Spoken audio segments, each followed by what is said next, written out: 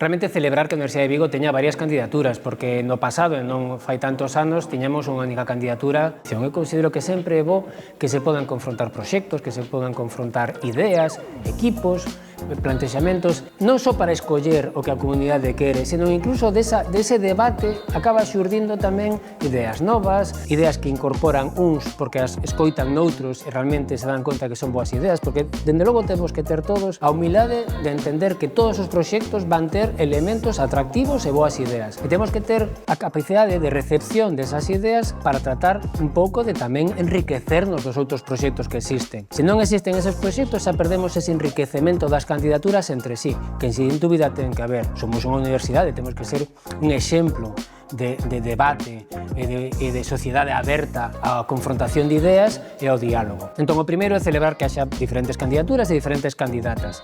Belén Rubio encabeza a candidatura que se podería decir que é a continuidade do equipo actual. Coñezo ben a Belén, traballei moitísimo con ela e teño moitísimo aprecio por ela, pero ese proxecto de continuidade eu considero que está un pouco esgotado, que necesitamos outra forma de facer universidade. No caso de Carmen García Mateo, que tamén tiven fallando a oportunidade de traballar con ela, Carmen encabeza unha candidatura que ven facendo unha labor máis de oposición no claustro e no Consello de Goberno, e tamén considero que ten moito apego a grupos e incluso gobernos anteriores. Por lo tanto, vexo as dúas candidaturas con elementos moi positivos, sen dúbida, que temos que recoñecer, pero que entendo que o que a universidade necesita é un enfoque diferente, un enfoque máis ambicioso, máis moderno.